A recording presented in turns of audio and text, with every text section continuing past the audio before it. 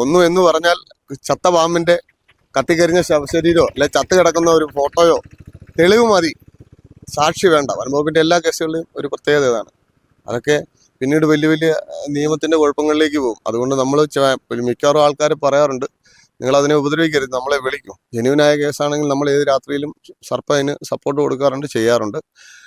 അങ്ങനെ എന്തെങ്കിലും എമർജൻസി ആവശ്യങ്ങളുണ്ടെങ്കിൽ നമുക്ക് വനംവകുപ്പുമായി ബന്ധപ്പെടാനുള്ള എമർജൻസി നമ്പർ അവൈലബിൾ ആണ്. അത് നിങ്ങൾക്ക് ലഭിക്കും. മീഡിയകളെല്ലാം തരുന്നതാണ്. ഇപ്പോൾ നമ്മുടെ ഈ വീഡിയോയ്ക്ക് താഴെ അവർ ആ നമ്പർ കൊടുത്തേക്കും. നിങ്ങൾക്ക് എന്ത് ആവശ്യം ഉണ്ടെങ്കിലും വിളിക്കാം. അത് 24 മണിക്കൂറും പ്രവർത്തിക്കുന്ന കൺട്രോൾ റൂമാണ്. പാമ്പുകൾ തന്നെയല്ല, മറ്റ് വന്യജീവികളുമായി ബന്ധപ്പെട്ട് എന്താവശ്യത്തിനും ആ കൺട്രോൾ റൂമിൽ വിളിക്കാവുന്നതാണ്. ഇപ്പം പലപ്പോഴും ആളുകൾ കയറി അതിനെ പിടിക്കുന്ന അല്ലെങ്കിൽ അവരുടെ ജീവൻ രക്ഷിക്കാനാണെന്ന് അവരൊരു ന്യായം പറയുന്നത്. കാരണം പാമ്പുകളെ കയറി പിടിക്കുകയും അല്ലെങ്കിൽ അവരെ അതിനെ അടിച്ചു കൊല്ലുകയും ചെയ്യുന്നുണ്ട്. അതിപ്പോൾ എങ്ങനെയാണ് നമുക്ക് അവർക്കൊരു ബോധവൽക്കരണം എങ്ങനെയായിരിക്കും? ഇല്ല, അവരോട് നമുക്ക് പറയാനുള്ളത് എന്തെന്നാൽ ട്രെയിനിങ് കിട്ടിയ ഞങ്ങൾ പോലും വളരെയധികം പ്രിക്കോഷൻ എടുത്തിട്ടാണ് പാമ്പുകളെ കൈകാര്യം ചെയ്യുന്നത്. എന്താണെന്ന് ചോദിച്ചാൽ ഇതൊരു വൈൽഡ് ആനിമൽ, ഒരു വന്യജീവിയാണ്. ഇത് ഏത് നിമിഷം എങ്ങനെ പെരുമാറും നമുക്ക് പറയാൻ പറ്റില്ല. അത് പല ജീവികളും പലപ്പോഴും ഇതുപോലെ ആൾക്കാർ, ഉദാഹരണം ചേരയും മണലയും കണ്ടാൽ തിരിച്ചറിയില്ല. പ്രത്യേകിച്ച് ചേരയും പോട്ടെ, മലമ്പാമ്പിനെയും മണലയും കണ്ടാൽ തിരിച്ചറിയില്ല.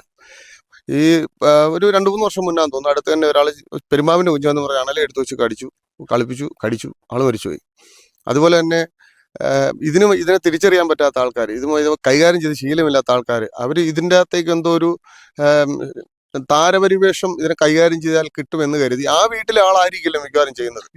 തൊട്ടടുത്ത വീട്ടിലെ ആൾ മിക്കവാറും മദ്യപിച്ച് വരുന്ന ആരെങ്കിലും ആയിരിക്കും ഇത് ചെയ്യാറ്. അവർ വന്ന് ഈ പാമ്പിനെ കൈകാര്യം ചെയ്യുക, ഒന്നേ കടി കിട്ടുക, അവർക്ക് തന്നെ ആകണമെന്നില്ല, മറ്റുള്ളവർക്ക് കടി കിട്ടുക. ഇപ്പോൾ റെസ്ക്യൂർമാർക്ക് കൂടുതലും പ്രശ്നങ്ങൾ ഉണ്ടാക്കുന്നതെന്ന് പറഞ്ഞാൽ ഇങ്ങനെയുള്ള ആൾക്കാരാണ്. മദ്യപിച്ചിട്ട് വരുന്ന അവിടെ വന്ന ശേഷം നമുക്ക് നമ്മുടെ സ്വസ്ഥമായിട്ട്, കാരണം നമ്മൾ റെസ്ക്യൂ ചെയ്യുന്ന സമയത്ത് നമുക്ക് പാമ്പിനെ മാത്രമേ ശ്രദ്ധിക്കാൻ പറ്റൂ. അതുകൊണ്ടാണ് നമ്മൾ മാറിയിരിക്കാൻ പറയുന്നത്. കാരണം പാമ്പ് നമ്മളെ നേരെ ചാടി കഴിഞ്ഞാൽ നമ്മൾ പാമ്പിനെ ആയിട്ട് ചിലപ്പോൾ ടേൺ ചെയ്യേണ്ടി വരും. അപ്പോൾ ഇങ്ങനെയുള്ള ആൾക്കാരുണ്ടെന്നുണ്ടെങ്കിൽ ഇവർ നമുക്ക് ബുദ്ധിമുട്ടായിട്ട് വരാറുണ്ട്. അപ്പോൾ ഇങ്ങനെയുള്ള ആൾക്കാർ കഴിവതും ഞങ്ങളുടെ സുരക്ഷയും ചുറ്റുമുള്ള ആൾക്കാരുടെ സുരക്ഷയും കരുതി കഴിവതും ഇങ്ങനെയുള്ള ഏരിയയിൽ വരാതിരിക്കുക, നമ്മളെ ശല്യം ചെയ്യാതിരിക്കുക. കാരണം ഇത് വളരെ നാള് വനംവകുപ്പിലെ ഉദ്യോഗസ്ഥരുടെയും ആൾക്കാരുടെയൊക്കെ കഷ്ടപ്പാട് മൂലം ഉണ്ടാക്കിയെടുത്തൊരു വോളണ്ടിയർ സന്നദ്ധ സംഘടനയാണ് ഈ സർപ്പ എന്ന് പറയുന്നത്. അത് വളരെ നന്നായി പോകുന്നു. അത് കേരളത്തിലെ മരണനിരക്കുകൾ കുറഞ്ഞു വരുന്നതിൻ്റെ കണക്കുകൾ പരിശോധിച്ചാൽ നിങ്ങൾക്ക് മനസ്സിലാവും സർപ്പ എത്രമാത്രം ആക്റ്റീവായിട്ടാണ് കേരളത്തിൽ വർക്ക് ചെയ്യുന്നതെന്നും അതിൻ്റെ ആ സ്ട്രക്ചർ എങ്ങനെയാണ്, അതിൻ്റെ ഓപ്പറേഷൻ മോഡ് ഓഫ് എന്താ പറയണ്ടത്, അതിൻ്റെ ആ പ്രവർത്തന രീതി അതുപോലെയാണ്. കാരണം ആൾക്കാർ കൂടുതൽ വന്നുകൊണ്ടിരിക്കുന്നു. നിങ്ങൾക്ക് പാമ്പിനെ പിടിക്കാൻ താല്പര്യമുള്ളവരാണെങ്കിൽ ഇതുപോലുള്ള സ്ഥലങ്ങളിൽ വന്ന് ട്രെയിനിങ് ഇല്ലാതെ ചെയ്യാതെ നിങ്ങൾ വനംവകുപ്പിൽ അപേക്ഷിച്ചാൽ അവർ അതിന് വേണ്ട ട്രെയിനിങ് തരും, ടൂൾ കിറ്റ് തരും, അതിന് വേണ്ട ബാക്കി കാര്യങ്ങളെല്ലാം ചെയ്തു തരും. അപ്പോൾ ഇതെല്ലാം ചെയ്തു തരുമ്പോൾ നിങ്ങൾക്ക് അങ്ങനെ താല്പര്യമുണ്ടെങ്കിൽ പിടിക്കാം.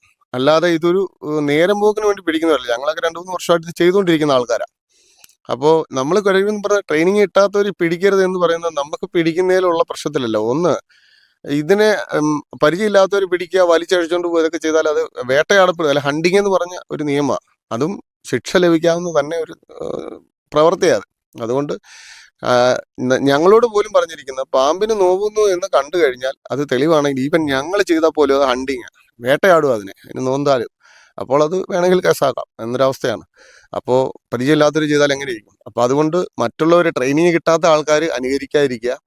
കാരണം അനുകരിച്ചാൽ നഷ്ടപ്പെടാൻ പോകുന്നത് നിങ്ങളുടെ ജീവനാണ്, നഷ്ടപ്പെടുന്നത് നിങ്ങളുടെ കുടുംബത്തിന് മാത്രമായിരിക്കും. പണം, കാരണം സർക്കാരിന് ഇപ്പോൾ ചെയ്യാൻ പറ്റുന്നത് ഒരു 10 ലക്ഷം രൂപ തരാൻ പറ്റും, അല്ലെ 15 ലക്ഷം രൂപ തരാൻ പറ്റും. പക്ഷേ ആ 15 ലക്ഷം രൂപ കൊണ്ടൊരിക്കലും അവരവരുടെ കുടുംബത്തിലെ വിടവ് നികത്താൻ കഴിയില്ല. അതുകൊണ്ട് ഒരു നേരത്തെ എടുത്തിയാടിയിട്ടുള്ള തീരുമാനങ്ങളുടെ പേരിൽ ഇത്തരം സാഹസികതയ്ക്ക് മുതിരാതിരിക്കുക. കഴിവതും ഞങ്ങൾ പോലും ഇപ്പോൾ പാമ്പുകളെ പിടിക്കുന്ന സമയത്ത് ആവശ്യമുണ്ടെങ്കിൽ മാത്രമേ അതിൻ്റെ വാലിൽ പിടിച്ചതിനെ സിക്കിൽ തോണ്ടി നമ്മുടെ ബാഗിലേക്ക് കയറ്റി എത്തുള്ളൂ. അല്ലാത്തൊരവസരത്തിൽ നമ്മളത് ചെയ്യാറില്ല.